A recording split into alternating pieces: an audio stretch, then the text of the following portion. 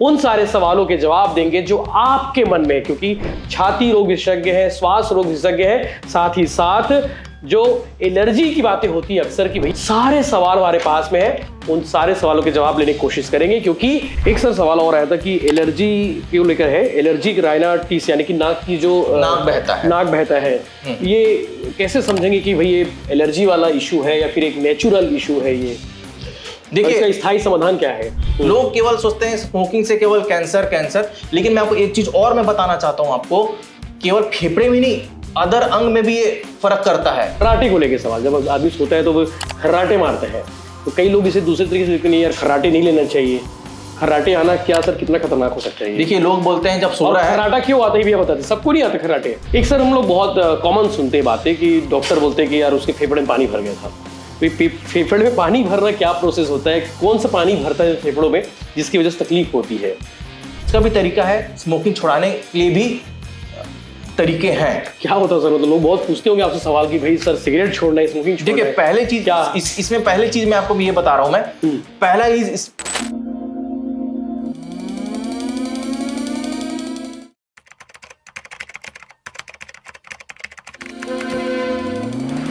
नमस्कार, जय जोहार, जय छत्तीसगढ़। मैं यशवंत साहू और आप देखना शुरू कर चुके हैं भिलाई टाइम्स, और हमारे साथ फ्रेमर है डॉक्टर स्मरण क्लॉडियस, श्वास छाती एवं एलर्जी विशेषज्ञ है। और आज सर के साथ बहुत सारी बातें करेंगे, वो सारी बातें जो आपको जानना जरूरी है। उन सारे सवालों के जवाब देंगे जो आपके मन में, क्योंकि छाती रोग विशेषज्ञ है, श्वास रोग विशेषज्ञ है, साथ ही साथ जो एलर्जी की बातें होती है अक्सर की, भैया लोग आजकल चूंकि बारिश का समय आने वाला है और बारिश में लोग एलर्जी की बात करते हैं, मुझे इस चीज से एलर्जी है, मुझे बारिश से एलर्जी है, मुझे पानी से एलर्जी है, मुझे धूल धक्कड़ से एलर्जी है। सारे सवाल हमारे पास में है, उन सारे सवालों के जवाब लेने की कोशिश करेंगे, क्योंकि हर वो छोटी छोटी बातें जो आपको शायद आज बताने वाली है कि भैया आपको इन चीजों का ख्याल रखना पड़ेगा, इन चीजों से आपको दूरी बनानी पड़ेगी। तो सर पहले तो स्वागत है आपका बहुत बहुत भिलाई टाइम्स के इस चेंबर में। धन्यवाद। और आपने अपना कीमती समय निकाला, इसके लिए भी बहुत बहुत धन्यवाद। बिल्कुल, तो पहले तो आपको लोग जानना चाहेंगे कि डॉक्टर स्मरण क्लॉडियस कहाँ से है, कौन है, अपनी पढ़ाई लिखाई आपने कहाँ से की है, बहुत शॉर्ट में आपके बारे में। मेरा नाम डॉक्टर स्मरण क्लॉडियस है। मैं श्वास छाती एवं एलर्जी रोग विशेषज्ञ हूँ।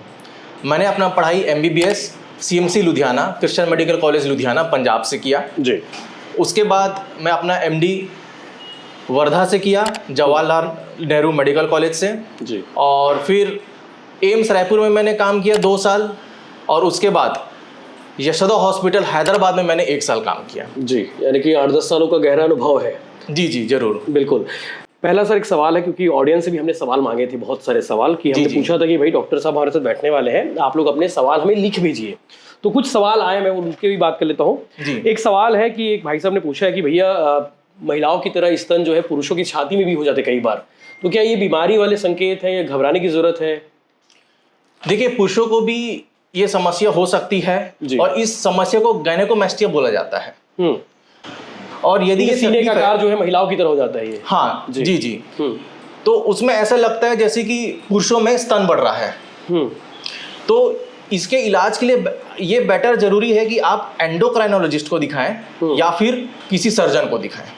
यानी कि ये गंभीर बीमारी है, बीमारी बोलेंगे कि फिर कोई शारीरिक बनावट वैसे? ये देखो इसका कारण क्या होता है, ये कारण जानना जरूरी है। हाँ। ये मोटापा के कारण होता है, ये हार्मोन्स के कारण होता है।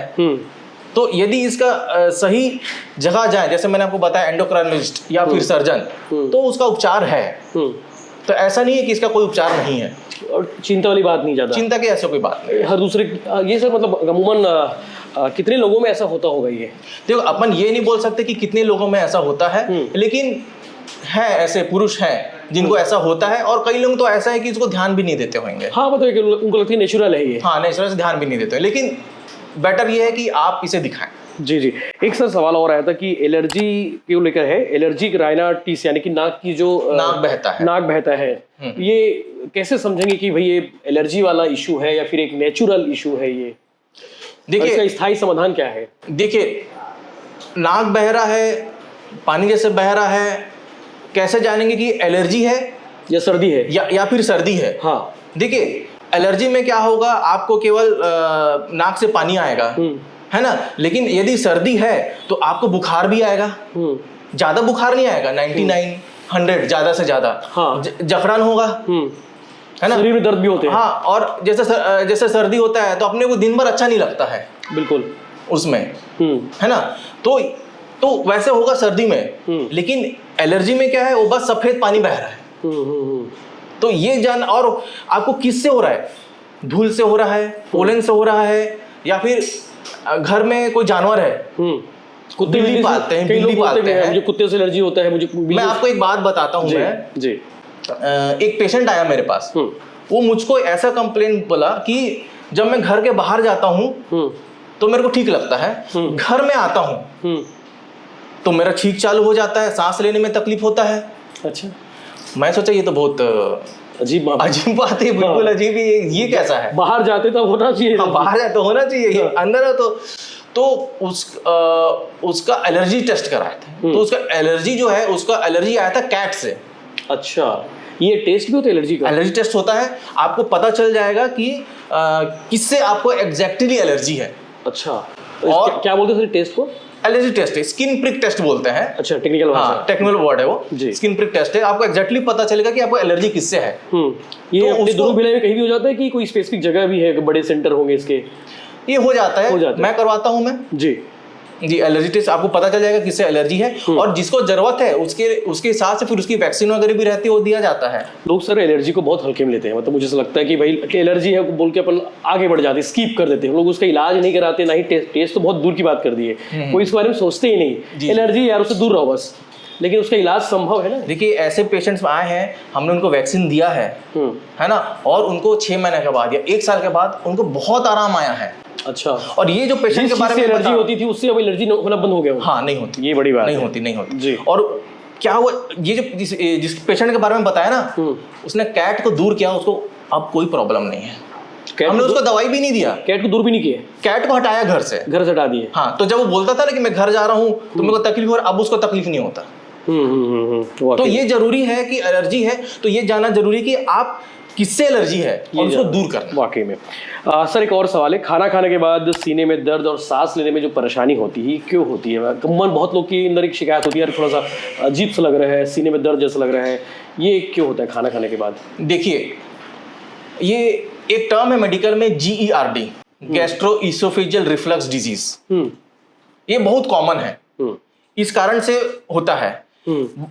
अब खाने में उन्हें क्या खाया है, ज्यादा मसालेदार चीज, मिर्ची वाला चीज अगर आप खाएंगे तो छाती जो है वो जलेगा। हाँ, लोग बोलते भी हैं। हाँ, जलेगा। तो खान पान में बहुत आपको ध्यान रखना कि आप क्या खा रहे हैं, नहीं तो क्या होता है कि आपका छाती जलेगा, सांस लेने में भी तकलीफ हो सकता है।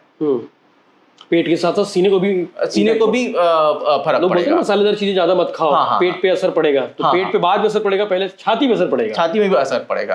तो इसके कारण अगर आपको सांस में तकलीफ हो रहा है, खांसी आ रहा है, तो आपको ये तकलीफ को पहले दूर करना जरूरी है। खांस, और इसका मतलब ये नहीं कि केवल छाती का तकलीफ हो, पेट के कारण भी हो सकता है, जिसको GERD जो मैंने बताया। बिल्कुल बिल्कुल जी जी। आप तो सर सभी टाइप के पेशेंट देखते होंगे जी, कुछ ऐसे पेशेंट, कुछ ऐसी बीमारी, ऐसे लोग केस याद है आपको जो वाकई में सबसे भयानक रहा होगा, चाहे वो सीने के मामले में हो, चाहे श्वास के मामले में हो, या फिर एलर्जी के मामले में हो? कोई एक्सपीरियंस इन 10 सालों में, 8 सालों में आपका कोई आध केस कहीं का? देखिए एक है, एलर्जी का ही है जी, एलर्जी का ही है। उसको कोई भी चीज, मतलब कि उसको एलर्जी था डस्ट से। वैसे तो वैसे डस्ट एलर्जी सबसे कॉमन है वैसे तो, है ना। तो उसको हमने दवाई दिया था 2 साल तक के एलर्जी के लिए। उसको इंजेक्शन से लगता था। देखिए, ये इंजेक्शन फॉर्म में भी आता है, ड्रॉप फॉर्म में भी आता है। इसको दिया था और इसको इतना ज्यादा एलर्जी था कि ये घर में बैठा हुआ था ये। अच्छा, 2 साल तक के 2 साल नहीं, 2 महीना 2 महीना तक ये काम में ही नहीं गया, क्योंकि इसके सांस इतना फूलती थी। अच्छा, उसको 2 दवाई लगा। मैं दवाई का भी आपको नाम बताता हूँ आपको मैं। एक होता है ओमेलिजुमैब जी, और एक होता है वैक्सीन एलर्जी के लिए, एलर्जी शॉट्स बोलते हैं। ठीक है, उसने लिया उसको 2 साल। आज बताऊं, आज वो एक दवाई नहीं लेता है। अच्छा। ना पंप लेता है, ना टैबलेट खाता है। इनहेलर लेते हैं जो लोग, इनहेलर भी नहीं लेता वो। इतना फुल इंप्रूवमेंट है उसको। उस व्यक्ति ने क्या बोला था बताऊं आपको? शायद अब मैं ठीक नहीं हो पाऊंगा, ऐसे ही रहना पड़ेगा जिंदगी में। ऐसी में जीवन है और मैं कुछ काम नहीं कर पाऊंगा। स्वीकार कर लिया होगा वो। हाँ, ऐसे अब मेरा जीवन ऐसे ही है। लेकिन ऐसा नहीं है। ठीक कर दिया आपने। देखिए, आप उस जड़ को पकड़िए, सही डॉक्टर के पास जाइए जी, तो इलाज मुमकिन है। बिल्कुल, वाकई में। एक सर फेफड़े को लेकर अगर बात, चूंकि आप लगातार फेफड़े देखते हो जी, लोग कैसे जानेंगे कि उनका फेफड़ा डैमेज हो चुका है, खराब हो गया है? चाहे वो सिगरेट पीने वाले लोग हो, चाहे वो और भी जो चीजें व्यसन यूज करते हैं, कैसे जानेंगे लोग कि उनके फेफड़े पे बहुत गहरा असर पड़ रहा है सब चीजों का? आप तो बहुत करीब से देखते होंगे सब चीजों को। जी, देखिए, जो स्मोकिंग करते हैं, ठीक है, स्मोकिंग से फेफड़ा खराब होता है। सीओपीडी बोलते हैं, क्रोनिक ऑब्स्ट्रक्टिव पल्मोनरी डिजीज। ठीक है, इसमें क्या होता है, जो हमारे श्वास की नली है ना, वो कंस्ट्रिक्ट हो जाता है, नैरो हो जाता है, और नैरो ही रहता है वो फिर। ठीक है, तो वो सांस तो अंदर ले रहा है लेकिन बाहर नहीं फेंक पा रहा है वो। सांस, उसका सांस चलता है। लोग केवल सोचते हैं स्मोकिंग से केवल कैंसर कैंसर, लेकिन मैं आपको एक चीज और मैं बताना चाहता हूं आपको, केवल फेफड़े में नहीं, अदर अंग में भी ये फर्क करता है। हार्ट में फर्क करेगा, हार्ट अटैक आ सकता है आपको ब्रेन स्ट्रोक आ सकता है आपको। जो स्मोकिंग करते हैं जी, मैं आपको ये बताना चाह रहा हूं, मैं केवल लंग्स ही नहीं, शरीर के बाकी हिस्सों पर भी, बाकी हिस्सों में ही भी ये असर पड़ता है। वाकई में। कई लोग ये भी बोलते हैं, सर मैं तो बहुत कम सिगरेट पीता हूँ, 1 पी लेता हूँ, 2 पी लेता हूँ। और कई लोग ऐसे होते हैं, चैन स्मोकर होते हैं, जो एकदम 20-20 सिगरेट तक पी लेते हैं। तो एक सिगरेट पीने वाले को भी असर होता होगा ना? मैं तो समझता हूँ। देखिए, जो चीज नुकसान करेगा वो नुकसान करेगा, भले कम करे, 1 हो चाहे 2 हो चाहे 20 हो। हाँ, जो देखिए, अगर आप सिगरेट के डब्बे में लिखा रहता है वहां पर कैंसर का फोटो या फिर आप बड़ा दिखाते हैं, फोटो दिखाते हैं, रहता है, पिक्चर देने जाते हो, उसमें भी ऐड भी उसमें है उसमें, लेकिन पीने वाले पीते हैं फिर भी। लेकिन देखिए, आपको वो नुकसान करेगा, आज नहीं तो कल नुकसान करेगा ही करेगा। आप जवान होके आप पी रहे हैं, ठीक है, अभी आपको कोई तकलीफ नहीं हो रहा है, लेकिन आप फिर 20 साल बाद मेरे से मिलिएगा, तब तक तो आपका छाती खराब हो गया रहेगा। बात आज की नहीं है, आप पीते रहेंगे, कई साल के बाद आप पता चलेगा, फिर देखिए ये डैमेज इज इरिवर्सिबल। वापस डैमेज हो गया तो फिर डैमेज हो गया, डैमेज वापस हो नहीं आएगा। हाँ, डैमेज हो गया, स्मोकिंग से वो डैमेज हुआ। ज्यादा डैमेज नहीं कर सकते, कम डैमेज कर सकते। लेकिन एक बताऊं, इसका भी तरीका है, स्मोकिंग छुड़ाने के लिए भी तरीके हैं। क्या होता है सर? मतलब लोग बहुत पूछते होंगे आपसे सवाल कि भाई सर सिगरेट छोड़ना है, स्मोकिंग छोड़ना है। देखिए, पहले चीज इसमें पहले चीज मैं आपको ये बता रहा हूं, मैं पहला इज विल पावर। खुद से विल पावर बहुत जरूरी है। देखिए, इससे बड़ी मैं ये बोलता हूं, देखो, आप जो है अपने लिए मत छोड़ो, आप अपने परिवार के लिए छोड़ो। सोचो एक बार, है ना, अपने परिवार के लिए होगा तो परिवार के लोग कैसे आपको सर्वाइव करेंगे, कैसे आप कैंसर नहीं, कोई भी उस कारण से मान लो अगर आपको स्ट्रोक आ जाता है, आप फिर पड़े हुए हैं बिस्तर में, तकलीफ परिवार को होती है, तकलीफ परिवार को होगा। तो आप अपने बारे में ना सोचिए, आप अपने परिवार के बारे में सोचिए, अपने बच्चों के बारे में सोचिए, है ना, वाइफ के बारे में सोचिए, या अपने माता पिता के बारे में सोचिए और उसको छोड़िए। पहला चीज है will power. Second thing is, अगर आपको काउंसलिंग की जरूरत है, काउंसलिंग भी किया जाएगा, आपको हेल्प भी किया जाएगा। और गम्स, निकोटीन गम्स, ये सब वगैरह भी आते हैं ना? हाँ, आते हैं, तो जरूरत के हिसाब से। बिल्कुल एकदम से जल्दी छूट देगा ऐसा नहीं है, धीरे धीरे छूटेगा वो। देखो, छोड़ने वाला चाहे तो 1 दिन में छोड़ सकता है, लेकिन हम किसी को ये नहीं बोलते भाई कि आज हम आपको बोले छोड़ दीजिए तो आप छोड़ दीजिए, हो सकता है किसी को टाइम भी लगे। बिल्कुल। अस्थमा के भी आप एक्सपर्ट है सर। अस्थमा को एकदम बहुत सरल शब्दों में बताइए, कई लोग इसको समझ ही नहीं पाते। अस्थमा यानी कि कुछ, देखिए, अस्थमा को ना मैं आपको एकदम सिंपल शब्द में बता दीजिए। नहीं, सिंपल ये होता क्या है पहले मैं बताता हूं। मैं आपको एग्जांपल मैं देखता हूं कि छुई का पेड़ होता है, छुई का पेड़ होता है, अपन उसको टच किए, वो क्या होता है, मुरझा गया। वैसे अस्थमा में क्या होता है, देखिए, अस्थमा भी एक प्रकार का एलर्जी के कारण है, वो पोलन के कारण हो या पेट्स के कारण हो, डस्ट के कारण हो, ठीक है, या कोई भी चीज के बारे में अगर एक्सपोजर हुआ तो हमारी जो श्वास की जो नली होती है वो क्या करती है, अपने आप को प्रोटेक्ट करती है। क्या करती है, अपने आप को बंद करती है वो। तो क्या हो गया, एयरवे जो हो गया वो कंस्ट्रिक्ट हो गया, है ना, जो उसको ओपन रहना चाहिए, खुला रहना चाहिए, वो बंद हो गया। ठीक है, तो ये हमारा श्वास की नली जो होता है, ठीक है ना, वो बंद, फिर होता है सांस लेने में दिक्कत, है ना। अब इसके लक्षण क्या हुआ, सांस लेने में दिक्कत होगा, खांसी आएगा, बलगम आएगा ना, तो ये सब चीजें जो है दिक्कत होगा। और मौसम बदलने से तकलीफ होगा, ठंडी मौसम में ज्यादा होता है, ये सब चीजें हैं। तो आपको एलर्जन अवॉइडेंस जो है बिल्कुल वो जरूरी है। इसका कोई टाइम पीरियड भी होगा सर, एज होगा कि भाई 40 साल के बाद ही अस्थमा वाले पेशेंट सामने आते हैं, या फिर उनको समझ में आता है कि अस्थमा है, या फिर आजकल जवानी में भी हो रही लोगों को? देखिए अस्थमा ऐसी चीज है वो कोई भी एज में हो सकता है, उसके लिए कोई ऐसा कोई एज नहीं है। ऐसा लोग बोलते हैं सीनियर सिटीजन यानी कि अस्थमा के पेशेंट है। देखो जो अपन अस्थमा, देखो लोग अस्थमा जानते हैं लेकिन लोग COPD chronic obstructive pulmonary disease ये टर्म को नहीं जानते हैं। तो जैसे जैसे एज बढ़ता है तो वो COPD की ओर जाता है। अच्छा। और वो क्रोनिक मतलब कि बहुत समय से और लंबा है ना, क्रोनिक है कोई चीज। जी जी जी। ये पूरी तरह ठीक हो सकता है कि लोग इसको जीवन भर साथ चलना पड़ेगा? ये अगर किसी को अस्थमा है, हाँ। है ना, तो जैसे एग्जांपल देखो ये नियंत्रित किया जा सकता है बहुत अच्छे से। जैसे शुगर हो गया, किसी को शुगर हो गया, डायबिटीज हो गया, हाँ। वो दवाई ले रहा है, नियंत्रण हो जाएगा उसका, हाँ। शुगर का। शुगर जाएगा सेम हाँ। अस्थमा का भी है, नियंत्रित हो जाएगा और एक नॉर्मल लाइफ जी सकता है वो। घबराने की जरूरत नहीं है, घबराने की कोई जरूरत नहीं है। बिल्कुल बिल्कुल। एक चीज और है सर, रोज इसे लोग इनरवेल लेना सुरक्षित है कि नहीं, ये भी लोग पूछते हैं कि भैया हम लोग इनरवेल लेते हैं तो वो सुरक्षित है कि नहीं हमेशा? इनहेलर लोग लेते हैं, लोगों का सबसे बड़ा ये हम भी जब पेशेंट से मिलते बोलते हैं कि किसी आदत तो नहीं पड़ जाएगा। हाँ हाँ, एनी टाइम लेके चलना पड़ता है। मैं एक आदत पड़ जाएगा तो हम इसको नहीं लेना। देखिए मैं आपको ये बताना चाहता हूँ, इसमें कोई आदत की बात नहीं है, ये जरूरत की बात है। एग्जाम्पल के लिए किसी को BP है जी, अब वो उसका दवाई ले रहा है, हाँ। ये आदत नहीं है, बॉडी की जरूरत है, बॉडी की जरूरत है, लेना ही पड़ेगा, लेना पड़ेगा। सेम थिंग ये इनहेलर है, ये बॉडी की जरूरत है, इसमें कोई लत की बात नहीं है, आदत की कोई बात नहीं है। आप उसको लेंगे तब आपका जो तकलीफ है वो नियंत्रण में रहेगा। वाकई में आजकल तो सर घर घर में डॉक्टर हो गए, मतलब लोग आजकल व्हाट्सएप चैट GPT से लोग उसके बारे में पूछ ले लेते हैं। एक भाप लेने वाली प्रोसेस होती है कि बोले आपके चेस्ट में इन्फेक्शन है तो आप भाप ले लो, ठीक हो जाओगे, ये सही है? और देखिए भाप जो है आपको आराम दिला सकता है परमानेंट, लेकिन इलाज के लिए नहीं है वो, केवल आपको एक टेम्पररी आराम दिला देगा आपको, हाँ। कि हमने भाप लिया, हाँ। है ना। लेकिन मैं आपको एक चीज उसका नुकसान भी बता रहा हूं, अगर भाप ज्यादा गर्म हो तो बर्न भी हो सकता है।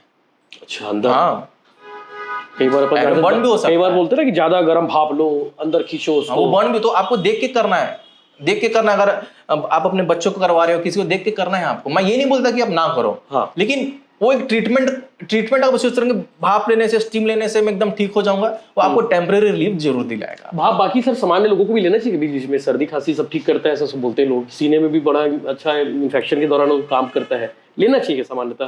ठीक है, मैं बोलता हूँ ये चीज रिपीट करूंगा, आप ले सकते हैं, आपको टेम्परेरी आपको ठीक लगेगा, लेकिन ये बात ध्यान रखना है वो इलाज के तौर में नहीं ले सकते।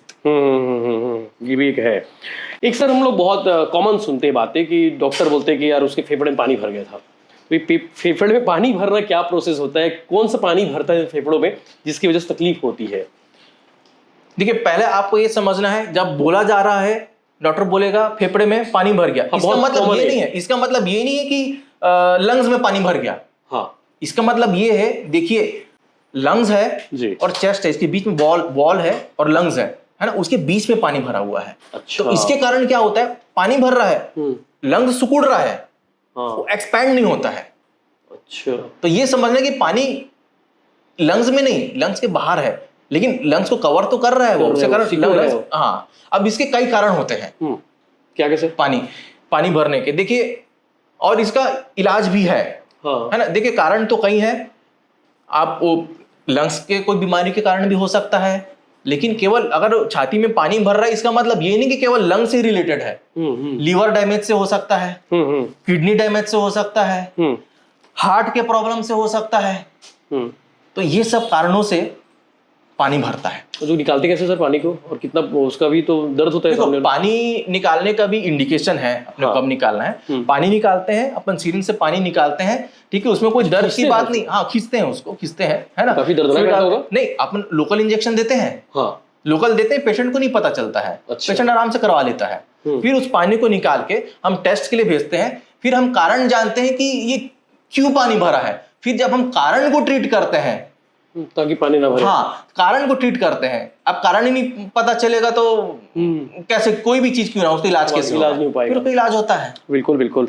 ये फेफड़े में पानी भरने वाला काफी खतरनाक भी होता है सर। कई लोग बताते भी कि इसकी वजह से लोगों की जान भी चली जाती है। लोगों का क्या है, देखो क्या है, पानी जो भरता है दोनों साइड भर सकता है, एक साइड पूरा भी भर सकता है ना, तो है पानी भर जाता है, लेकिन आपको क्यों भरा है कारण पता चलेगा तो इसका इलाज संभव है। बिल्कुल बिल्कुल। एक निमोनिया सर सबसे ज्यादा मतलब ये सुनने को मिलता है कि फलाना को निमोनिया हो गया था, वो अस्पताल में भर्ती थे, खत्म होने के बाद लोग उस पर बात करते थे, एक निमोनिया वाला पार्ट आ ही जाता है। तो सबसे ज्यादा किस उम्र के लोगों को निमोनिया होता है, ये भी लोग जानना चाहेंगे। देखिए, निमोनिया 5 साल के से छोटे और 65 साल से ऊपर बच्चे और बुजुर्ग को, हाँ, इनको ज्यादा चांस रहता है। लेकिन आपको मैं ये भी बताना, ये तो एज हो गया है ना, लेकिन जो जिनको इम्यूनो कॉम्प्रोमाइज बोलते हैं, है ना, ठीक है ना, जिनको जैसे शुगर हो गया है ना, या कोई किडनी का डिजीज है, किसी को HIV है ना, तो उनको क्या इनको फाइट करने की शक्ति नहीं होती है, तो इनको भी चांस ज्यादा है इनको होने का। जी, और सबसे ज्यादा ठंड में केयरिंग की जरूरत होती है कि बाकी समय भी जैसे बारिश हो तो कभी भी सकता है निमोनिया होने के लिए, लेकिन हाँ, बारिश मौसम ठंड मौसम में ज्यादा।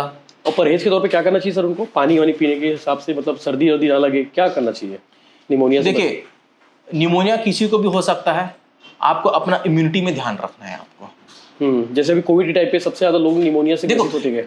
निमोनिया के कारण अलग है, कोविड का जो निमोनिया है वो वायरस से था, हाँ, और बाकी जो निमोनिया होता है वो बैक्टीरिया से होता है, इसलिए एंटीबायोटिक दिया जाता है ट्रीटमेंट में। बिल्कुल बिल्कुल, एक चीज हो गया। टीबी सर जो क्षय रोग है और सामान्य छाती के संक्रमण यानी कि चेस्ट इन्फेक्शन, दोनों में क्या फर्क है? लोग उसको समझते हैं कि यार उसको टीबी हो गया, चेस्ट इन्फेक्शन यानी कि टीबी समझ लेते, कई लोग घबरा जाते हैं, फर्क क्या है दोनों में? देखिए, आपको जानना ये जरूरी है, टीबी और निमोनिया आप पूछ रहे हैं, ठीक है।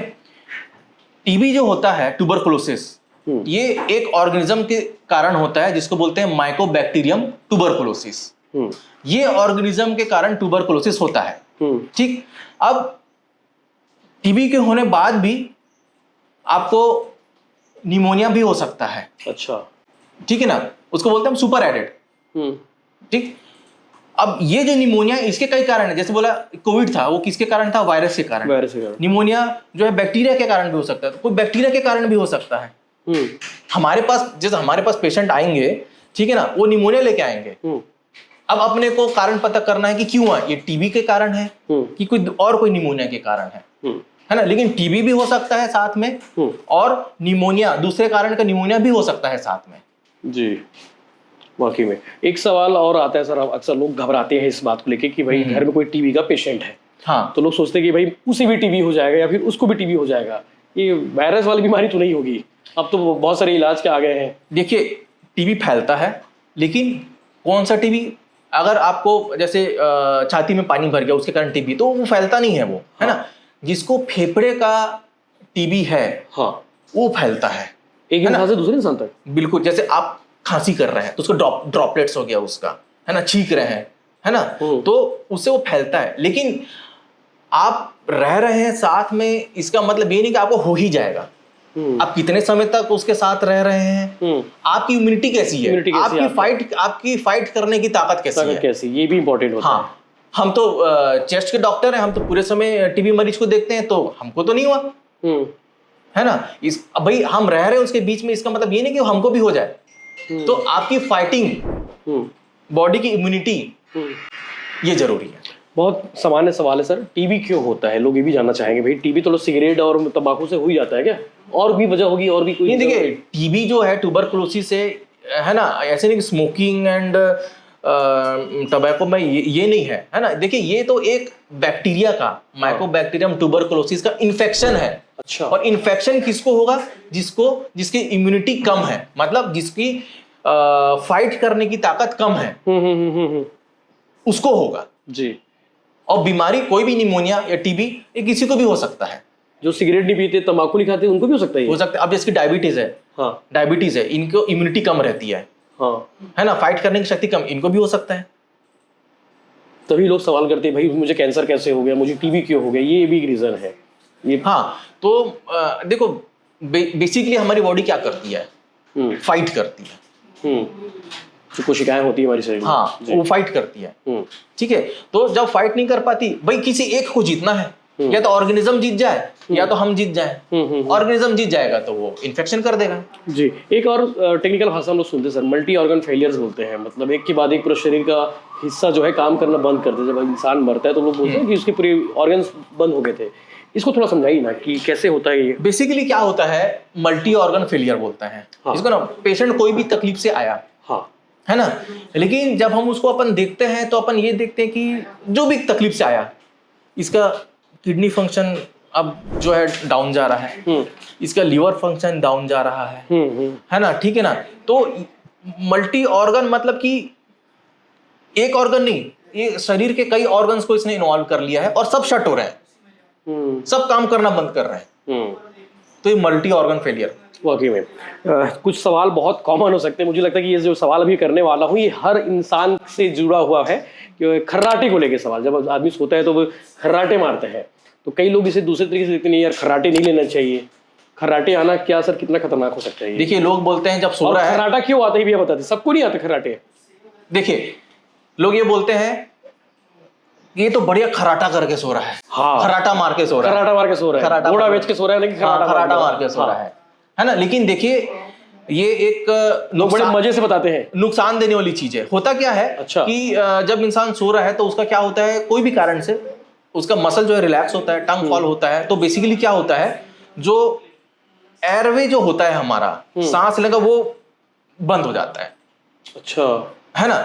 तो अब हवा तो अंदर जाना है तो फोर्सफुली जाता है वो, तो खराटे का आवाज आता है। अच्छा। लेकिन आप ये चीज ध्यान रखिए, अगर हवा नहीं जा रहा है मतलब ऑक्सीजन भी नहीं जा रहा है, और ऑक्सीजन नहीं जा रहा है शरीर में, इसका मतलब वो शरीर के हर ऑर्गन को वो अफेक्ट कर रहा है। अच्छा, तो चिंताजनक स्थिति है। हाँ, खर्राटे ले रहे हैं, उनसे चिंताजनक तो स्थिति है। ये जो खर्राटा ले रहा है तो ये जरूरी है कहीं उसको स्लीप एपनिया तो नहीं है।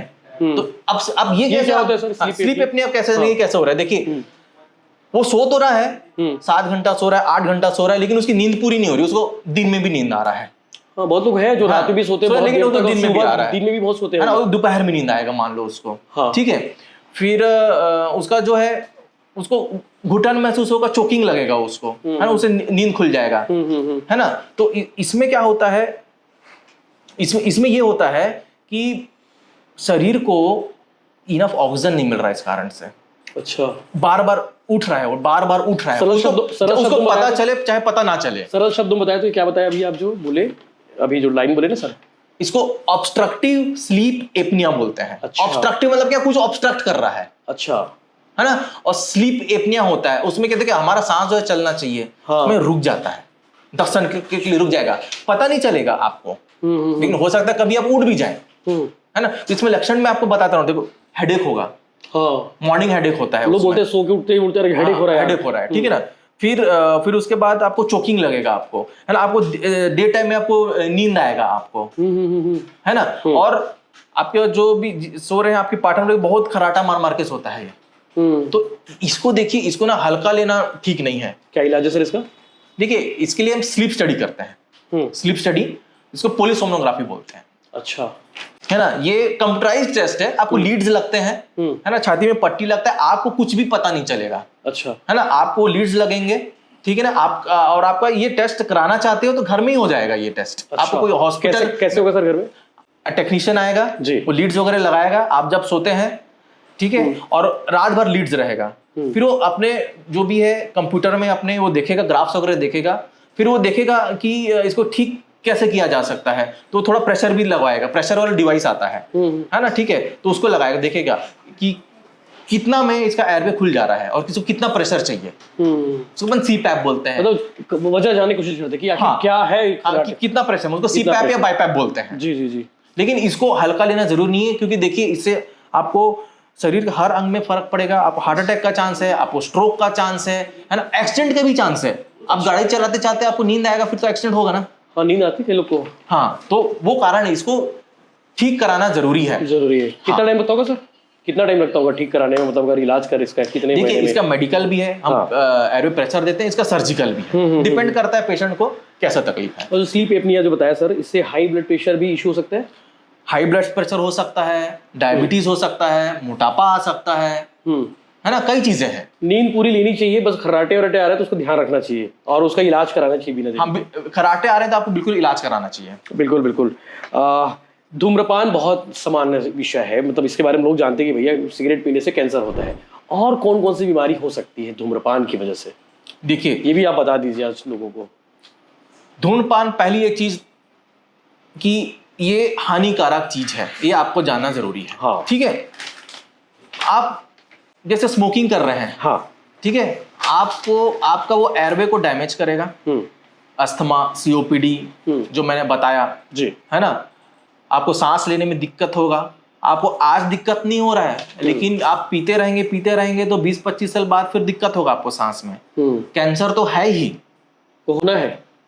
नहीं देखिए, मैं नहीं जरूरी बोल नहीं, सकता, सबको नहीं मैं होता नहीं बोल रहा हूँ कि कोई पी रहा है तो उसको कैंसर हो ही जाएगा, लेकिन अपन किसी के बारे में बोल नहीं सकते। यहाँ पे केवल नुकसान जो है, चांसेस है, लेकिन हाँ चांसेस, नुकसान। हाँ। और केवल फेफड़ा ही नहीं, अदर ऑर्गन्स को भी ये डैमेज कर रहा है वो। बिल्कुल सर, टीबी के पेशेंट, एक और सवाल है मेरे मन में। हाँ। जब टीबी होता है तो मतलब आजकल तो इलाज बहुत सारे आ गए हैं, आप लोग इलाज करते ही होंगे, जी, बहुत जी। सारे लोगों की जान बचा रहे हैं। पहले ये बहुत खतरनाक बीमारी हो मानते थे लोग टीबी का, और बहुत लंबा इलाज मानते थे इसका इलाज। देखिए, हमारे मेडिकल में भी रिसर्च चलते रहता है, जी। गाइडलाइंस वगैरह आते रहती है ना। इसका जो इलाज का जो ड्यूरेशन है वैसे तो 6 मंथ है।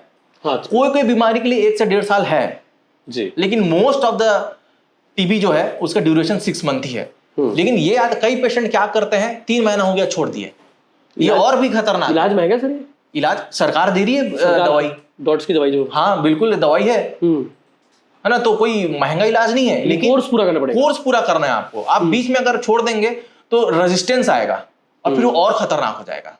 वाकई में, तो ये सारी चीजें जरूरी है। तो स्वास्थ्य के संबंधी, छाती से संबंधी, एलर्जी से संबंधी सर ने बहुत सारी बातें बताई है। मुझे लगता है कि जो सवाल जितने सारे आए थे, हमने बहुत सारे सवाल ऐड किए थे ताकि आप लोगों को ये सारी चीजें पता चल जाए, इन सारे सवालों के जवाब आ जाए, ताकि आप अपने सेहत के प्रति ईमानदार बनिए और अपने हेल्थ के प्रति जो है जागरूक बनिए। और सर का नीचे डिस्क्रिप्शन पर हम नंबर नाम जारी कर दिए हैं। अगर आपको लगता है कि भैया स्वास्थ्य संबंधी कोई प्रॉब्लम है, कई तकलीफ है जिसका इलाज नहीं मिल पा रहा है, छाती संबंधी कोई तकलीफ है जिसका इलाज नहीं मिल पा रहा है, एलर्जी को लेकर बड़ा कंफ्यूजन होता है कि लोग समझ ही नहीं पाते कि उसे किस चीज़ से एलर्जी है, इसका इलाज क्या है, लोग इसे नेचुरल मानने लग जाते हैं। तो उन सारे समस्याओं का समाधान सर ने बता दिया है और नीचे डिस्क्रिप्शन पर सर का पता भी है, नंबर भी है। अगर आपको लगता है किसी प्रकार की तकलीफ है इन तीनों चीज़ों के अलावा, तो आप बिल्कुल संपर्क कर सकते हैं सर से। सर आपका बहुत बहुत धन्यवाद, आपने अपना कीमती समय दिया, थैंक यू वेरी मच। और कोई बातें जो आप कहना चाहते हो, कोई विशेष बातें? देखिए, कोई भी आपको तकलीफ है तो मैं ये बोलता हूं, आप लोगों से ना पूछें, गूगल से भी ना पूछें। हाँ, वो भी खतरनाक होता सर, गूगल डॉक्टर। हाँ, आजकल तो लोग पूछ लेते, चैट जीपीटी लगा लेते, भैया मुझे ये और क्या गूगल होगा, सब कुछ बता देगा। तो आप लोग फिर हमारा क्या काम है? इतना पढ़ाई करते हो, 8-8 साल 10-10 साल पढ़ाई करते हैं, लंबा पढ़ाई है और काम भी है, काम भी है, तो है ना? गूगल के तो भरोसे मैं मत बोलता बैठिए। हूं कि आप परामर्श लीजिए, कंसल्ट करिए, बिल्कुल घबराइए नहीं, एक बार बात करिए। हाँ। लोग घबराते भी, सर डॉक्टर को बता दूंगा तो मेरे परिवार को बता देंगे, ये प्रॉब्लम है, वो प्रॉब्लम है, ये भी मन में रहता है सवाल। नहीं, आप बात तो करके देखिए, तकलीफ क्या उसका डॉक्टर आपको बताएंगे। वाकई में खुद को डॉक्टर ना माने और स्पेशली गूगल को डॉक्टर ना माने ज्यादा, एक बार जरूर चर्चा करिए सर गूगल ने कहा है सही है कि नहीं, पर क्रॉस चेक कर लीजिए जी जी, अगर लगता है तो। जय हिंद, जय जवाहर, जय छत्तीसगढ़। आपके मन में कोई सवाल हो आप नीचे हमें लिख भेजिए। Thank you.